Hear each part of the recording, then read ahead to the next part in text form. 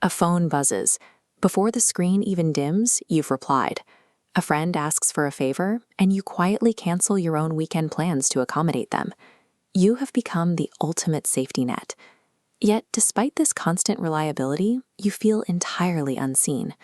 The same people who benefit from your loyalty look right past you, their attention drifting toward those who offer them much less.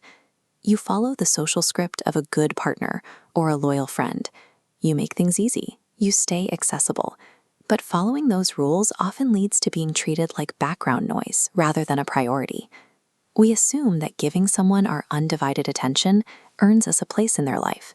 In reality, over-investing your energy signals that your time has zero opportunity cost, which triggers social invisibility. Culture teaches a very specific social formula. Reliability builds relationship security. We are told being a constant, steady presence is the only way to earn lasting respect. The psychological reality is less poetic. Extreme reliability often meets with apathy. The pedestal of attraction cracks under the weight of constant, heavy presence. Human beings are wired with a brutal cognitive bias. We struggle to respect or value what we never have to work for.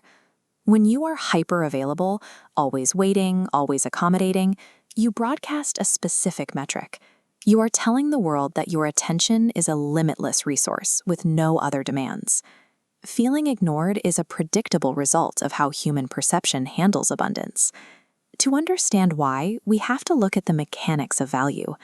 The scarcity principle is a mental shortcut our brains use every day to filter out information. It's the primary tool we use to determine what actually deserves our focus. We lack the mental energy to evaluate the worth of everything we encounter. Instead, the brain uses availability as a proxy for worth. If something is rare, it commands attention. If it is everywhere, it loses its signal. Note how human attention maps onto a standard supply and demand curve.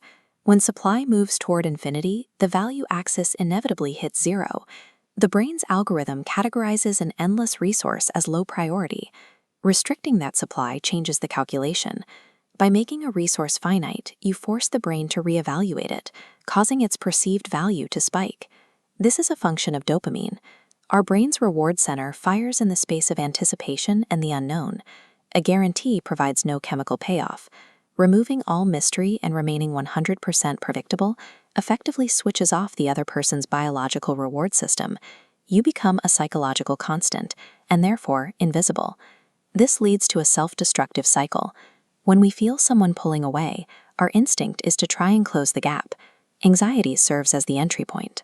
That panic pushes you toward hyper-availability, becoming even more helpful and present to win back the attention you're losing. This behavior communicates a total lack of internal boundaries. It signals that you have no personal purpose outside of that relationship, which immediately erodes attraction.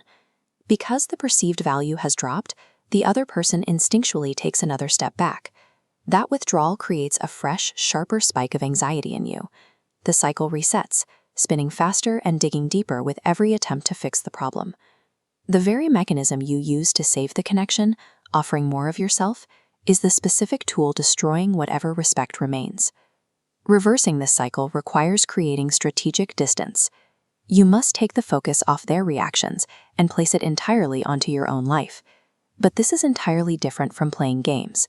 Manipulative boundaries and timed text replies are just more ways of obsessing over their validation. True change comes from shifting your center of gravity. It means moving your emotional anchor away from external approval and grounding it in your own goals and routines. High psychological value always arises from personal drive. It is the byproduct of being genuinely occupied by your own life, making you naturally much harder to reach. When you focus entirely on your own life, you stop being a predictable given and become a variable. You transition from being part of the background into a point of active interest. Social neglect often stems from improper proximity rather than a lack of innate worth. You were simply standing too close to the lens to be seen clearly. The human brain needs empty space to synthesize the feeling of missing someone. Absence is the environment where value is calculated. By respecting your own time and maintaining your physical distance, you force the psychology of those around you to do exactly the same. This independence is what naturally draws them back.